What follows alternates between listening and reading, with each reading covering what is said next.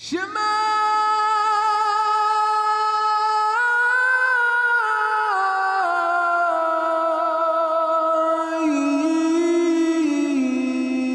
Israel. Hope you enjoy this next study. My name's Dee. This is my wife, Millie. So if you like what you see, subscribe and hit the notification bell. And if you wish to reach out to us, you can email us at devotedtoyah@gmail.com.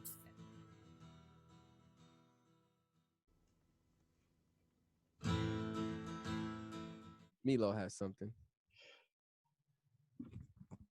You mentioned the aspect of the magicians being able to kind of humble themselves and recognizing and saying this is the finger of God. Mm-hmm. And it made me think in regards to when we plant seeds of the gospel, right? Mm-hmm. So in the beginning, people may be obnoxious, absurd, completely harden themselves. They don't care whether they see miracles or not, whether they see the signs or not, and will still have this hardened heart against it.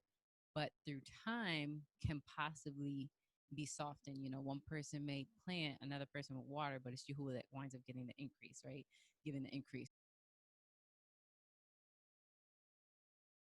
So it just made me think about this kind of timing. Like sometimes all the time, we would love for people just to get the gospel right then and there. But we will eventually wind up seeing that a mixed multitude comes out of Egypt, right?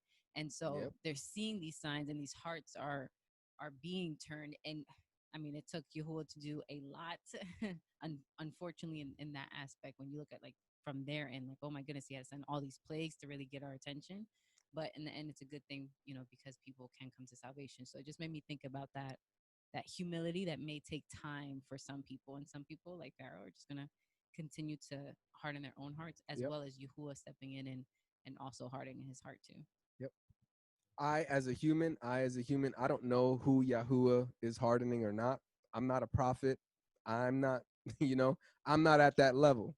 We're reading the book of Exodus, which is written retrospectively after these events occurred by people that were walking with prophets, okay? Real legit prophets, all right?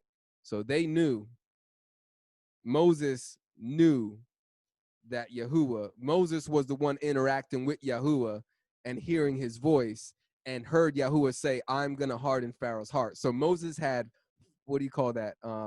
Firsthand experience, or he was a first-hand witness to the fact that Yahuwah was hardening Pharaoh's heart. You don't get that, all right? That's not normal, okay? You don't walk around seeing people saying, yeah, I heard the audible voice of God, and he said, he's going to harden this person's heart.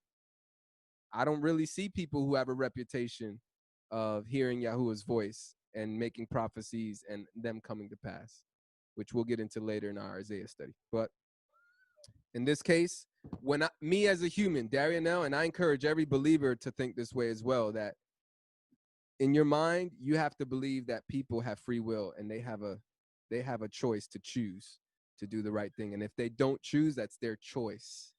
That's not Yahuwah making them that way. It's them choosing to be that way. If Yahuwah is making them that way, that's beyond us. And like I said, we would need a supernatural divine intervention, some prophet or somebody to hear from Yahuwah to confirm that. But I would never take a guess on that. That is too dangerous.